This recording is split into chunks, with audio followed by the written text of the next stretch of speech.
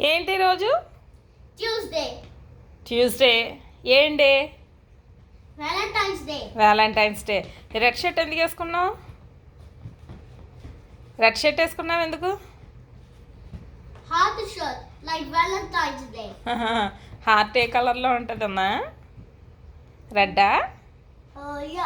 Okay, నుంచో అయితే వెళ్ళు. Go to school.